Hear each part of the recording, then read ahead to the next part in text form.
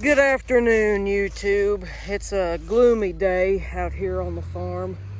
I got my truck parked out here. It's pretty dirty, but this is the one that's in my profile picture and my background, and old 7.3. If it don't shine, it ain't mine. Wheels need a polish, but they still look good. Anyway, we got a load of corn ground. I just got back from work. I worked this morning. It's Saturday. We got a load of corn ground. We're gonna go down here and unload it into the buckets, and we'll film that process. What we do is we grind a load of corn and then we unload it into individual 5-gallon buckets, because that's what we feed cattle with. And so at the end of every day, I think we're feeding 12 buckets right now. We just go pick up 12 buckets, carry it to the troughs and dump them out. That way we don't have to sit and fill each bucket every day. So we got some in the back of my S10 right now. We're gonna unload this load of feed, and then I'm gonna get back on bush hogging. I'm halfway done, so I'll be doing that the rest of the day once we get done with the feed here. So we're gonna continue the process, get some work done today. Like I said, you guys okay? Man, took quite a fall. Anyway, we got 14 buckets of feed here in the back of the S10. We got 4 cows over here separated from the rest of the 57 that we have. What happened was the last group we had, we used to be all steers, but we're all heifers now. We had 2 heifers unexpectedly calf last year, and so we kept the moms and the 2 babies. 2 moms, 2 babies, so 4 calves. So we grind enough every batch of feed for 14 days, 2 weeks, because we usually, this tailgate, Chevrolet tailgate spin, we grind enough for 14 days, so that way every other week we'll grind a load of feed and unload it. Well, we're only feeding these 4 bucket a day, which a bucket is about 25 pounds of ear corn and supplement. So, whatever that equals out to, 25 divided by 4. So, that's what they're getting per day, pound-wise. I'm just going to stack them in here in our little barn right next to the scrap pile. I just got a bunch of cans out there to collect loose scrap, and the big stuff obviously sits outside, and we just collect it until we get ready to haul it off. So yeah, our feed is basically the ear corn you've seen in the past 2 videos. Well, yeah, past 2 videos you've seen our ear corn harvest that we took a couple days to sit and do. This is what we grind. So what you've seen just a few minutes ago is the very last load that I picked. Instead of putting it in the crib, we left it on the wagon, and this time we ground straight out of the wagon. So this is what this feed is, and it's fresh corn. I've never tasted it, but why would I want to? You can see it's real nice, real dry. The cattle love it. They go for it. If you set a fresh bale of hay out in front of them and a fresh field of green grass, and you go put out a bucket of feed, they're going to that feed every single time. They just like it. I don't care when all these animal activists try to tell you that it's just the way they operate. And you can see I'm unloading it right here off the back of the truck. And number 2 right there, she's a baby. You can walk right up to her and pet her. She's wanting that feed. She smells it. She knows what the buckets are. She knows what's in the buckets. And she knows that by me putting it in here, it's getting close to supper time, and she's hungry. She's had grass all day long with fresh hay whenever she wants, but she knows that feed's coming, and she wants that feed. So, it's just funny how cattle operate. It's the way it is. So anyway, I'm gonna unload this. Doing it one at a time because I got one hand holding the camera, the other unloading buckets. Some of you may be asking, why aren't you hauling this in the Gator? Well, if that came across your mind, this little truck here is a lifesaver, man. This is what we use for the farm truck. Little S93 S10, 4.3 V6 in it. This is an awesome truck, man. It's two-wheel drive, which is the only downfall. Well, it's got a lot of little downfalls, but the biggest drawback to it's two-wheel drive. But the odometer don't work, so don't know how many miles is on it, but if I had to guess, somewhere between 300,000 and 400,000. Drive it every day to work, back and forth, and it's an awesome farm truck. If I need to haul something, I don't worry about it getting scratched because it's just an old beater. This was my grandpa's truck before he passed, and when he passed, I took over using it. He bought it in 2011 for $500. In today's world, you can't buy a driving truck for $500. And if you do, you better take it and run because you just got yourself a heck of a deal. So, here she is in all her beauty. Step up here a little bit. Little S10, of course you gotta have the John Deere plate on the front. You can't have anything else. John Deere steering wheel cover and floor mats. John Deere keychain that I made hanging off the rearview mirror. You know, you gotta have the good stuff. I mean, it's just all there is to it. So, you see what I said earlier, cattle standing by the gate. They know what the feed is, they smell it. They know it's getting close to dinner time. They're wanting that feed. So, I want to go over here and help unload the rest of this. And we'll get this stuff put back up and we'll get back on bush hogging. I fed the cows. They're all lined up and eating. Dad and Mom are unloading the feed off out of the grinder back there. I'm gonna walk up here to the back and shut the gate so that the cows can't get back to the pasture here.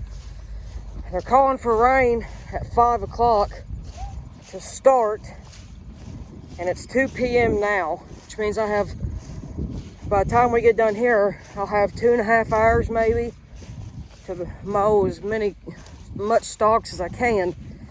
So once they get done there and I get on the tractor, I'm going to be pushing, trying to get done, because I want to try and get all that done. What still needs to be mowed. I'd like to get it done before the rain, but who knows. So I'm going to go shut this gate, and maybe by the time I get back, they'll be done unloading and I'll get on the tractor. So go figure. It was supposed to rain last night and then it didn't, and I ended up staying out mowing until 1:30 in the morning, and I had to get back up, go to work at 6 o'clock. So I didn't get very much sleep last night. I was trying to go until it rained, and it did rain at some point after I went in for the night, because the roads were wet and there was rain on the windshield, and it rained on me going to work. So what you do. And then they said it was going to be dry all morning into the afternoon, and it's supposed to start this evening. Well, now they moved it up to 5 o'clock, so we're going to have to work pretty fast. I think there's probably 20 acres left to do, which to big guys, big farmers, 20 acres ain't much. But when you're running a 15-foot machine going 3.5, 4 mile an hour, maybe at the most, I mean, stuff just don't go as quick. I mean, yeah, we can go buy bigger machines, but it's what we have to work with. So every farmer knows the struggle. All the farmers can relate. It's just one of those things.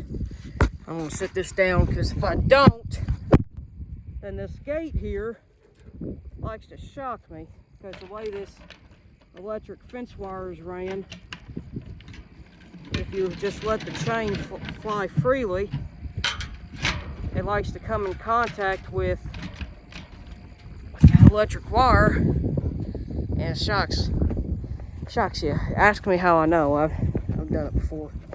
So if you've ever been shocked by an electric fence, it don't feel the best. It just don't. I've never understood why. It just don't. So I don't know. My intrusive thoughts are wanting me to go over there and touch it right now just to prove a point, but I'm not going to, because then that'd hurt. Then it wouldn't feel good, and I'd be upset. So, oh well. I'm gonna walk back here now, see if they're done. Maybe get rained out later. So, oh well. I'm gonna see what I can get done. I'm about to do something I've never had to do before. With harvest being this week, we ran these tractors pretty hard, and running it hard, running them all day, use quite a bit of fuel. If you're familiar with the 4020s and the 4000, which you know the 4000 is pretty much the same as the 4020, despite a few differences, that the fuel tank holds 30 some gallons, I think. I don't remember the exact number, but it's pretty close to that. Well, our on-site fuel storage is simply a L tank that you'd find in the back of a pickup truck that used to be in a pickup truck, and we put inside the milk parlor right there because it used to be an old dairy barn, and that's our on-site storage. Even though we do have a big 1,000-gallon tank in where we parked the tractor and my white truck, we just never filled it up. So, but the L tanks are primary on-site storage. Well, with both tractors running all week this week, we've burned through 2 tanks a piece on them tractors, and which there were some in it when we started, but we've had to fill them up twice, both of them, since we've started. And so now Dad and Mom are finishing unloading feed, and I'm going to get started bush hogging as soon as they're done. Well, that tractor, he emptied the L tank into the 4020 that I'm going to be using, and our L tank's empty, and it's Saturday afternoon. So we need fuel if I'm going to run as long as I can that bat wing, because that bat wing on that tractor, it likes to drink fuel and really likes it. So what I meant by what I'm doing now, what I'm about to do that I've never done before, we've got a kerosene jug here that we fill with kerosene to put in the cattle oiler in the summer so that they can rub on, keep the flies off of them. I'm going to take that cans, because we don't have an actual diesel jug.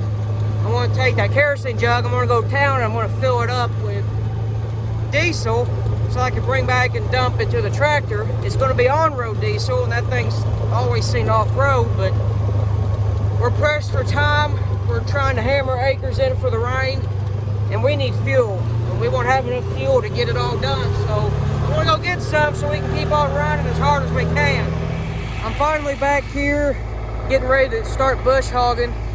It took a little bit longer to get the feed done than what we expected. It's 3:15 now. Rain's, or forecasted rain starting at 5 o'clock, so I'm going to try to get as much done as I can. We got some uneven rows here where the field tapers to the left, so they don't go all the way to the end. And we'll try to square those up first and then get started going back and forth, down and back, like I have been all last night. So like I said, I ran till like 1 o'clock last night trying to get done, but tractor's got fuel in it. I ran to town, got fuel. It's got fuel in it. We greased the bat wing. Everything's greased. Oil levels checked in the gearboxes on that. Everything's good to go there. Tractor oil level's good. All that's good. When we get on it, we're going to start rolling, and we're going to get as much done as we can until it starts raining us out.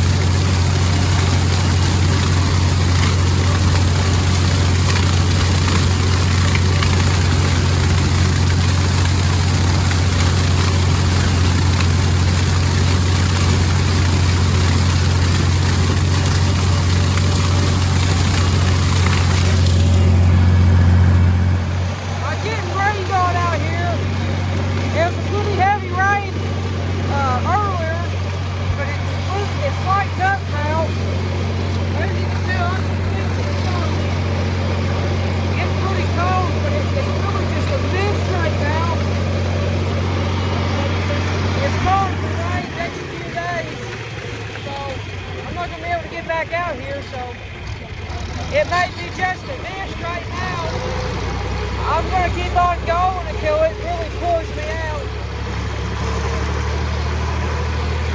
I've probably got 3 hours left of this. I don't think I can get it done, but I'm always do as much as I possibly can.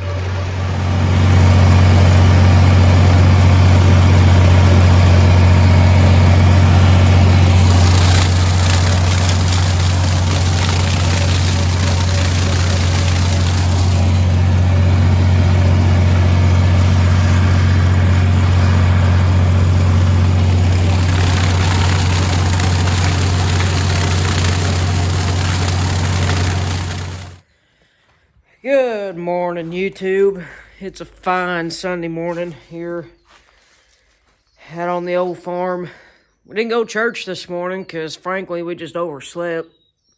We were all pretty tired, to be honest, and by the time we all woke up and realized what time it was time for us to walk out the door. So we just decided to stay home, take it easy today. It's supposed to start raining pretty heavy again here next hour or so, so we're not going to get back out in the field.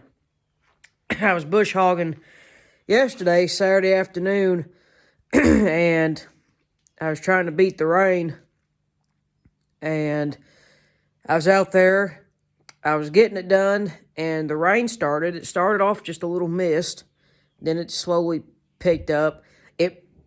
But it wasn't really enough. I was out there, still on an open station tractor, but I was out there, and I'm like, well, this ain't really enough for me to stop. It was cutting, the bush hog was cutting the stalks fine. It was doing good. It wasn't mudding the field up. It's a little bit of a mess right now. I'll walk over there in a second. But it was doing all right.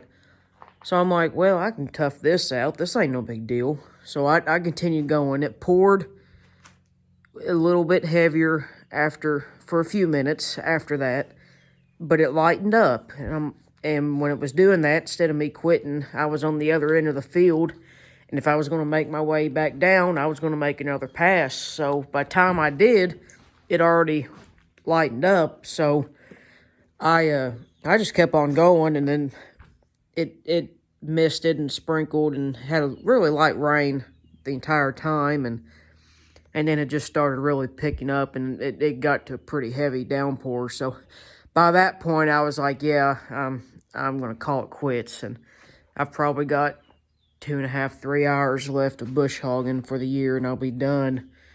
Got the cat checking out my truck. But I was just out here this morning. We're supposed to have some rain coming, and had the barn door open here for the tractor and bush hog because can't get it, both of them all the way in. I could back the batwing in all the way up against my truck here, but then the tractor would be sticking out of the door. So I'd rather have the tractor in than the bush hog in. So I was just out here. I've got some towels that I put over my wheels on my truck. My truck's dirty, you can tell right now. I hardly ever drive the thing, but it just really sits a lot. But these Alcoa wheels, they're the factory OEM wheels. I had them polished out, and sometimes if the rain hits it just right, or if it seeps through the roof a little bit, it drips down, and when it hits this dirt floor, it just throws mud and stuff up on the wheel. And one time, a while back, we had a really heavy rain, and it came through the roof at a pretty constant rate, and it really did a toll on my wheels, and it took forever to get them polished back out, and I do all of it by hand. And I probably spent 2 hours polishing wheels by hand trying to get it all out, and I'm like, man, that's just a mess. So ever since then, I've been covering them up, just cheap old towels from Walmart. So it works. I really haven't had a problem since. The wind don't blow enough to knock them off, and ideally it would be in a heated and ventilated garage and concrete floor, but I just don't have access to that right now, but maybe one day. So that's about all we got going on. We might come out here. Well, we'll come out here and take care of cattle after a while, but I was just out here checking over things, and you can see I got the batwing dirty quite a bit yesterday, and parked as close to the door as I could, but it's about the extent of it. And once I finish the field, I'll bring it up here and wash it, and we actually wax the thing before we put it away for the winter every year. So don't know too many people that actually wax their batwing mowers, but we do. Make it last a little bit longer. That's 2016 model, and don't look half bad really, so I plan on keeping it that way. That's about all the update I got for you. This clip will probably be on a video for Saturday, so I'll throw it on at the end here, and hopefully we'll get back in the field, finish the stalks up, and then start getting stuff ready for winter. This is Sunday morning, and then going into the first of the week here, first half of the week, it's really supposed to get cold, down into the 20s. Coldest weather we've had so far for going into this winter. So things are going to start getting pretty cold, and we're going to have to get some stuff winterized here. Not too much to get winterized, but a little sprayer and some stuff, that water hose and pressure washer, and that we leave out in the barn here. Take it to the basement of the house. That way it's not sitting out here freezing.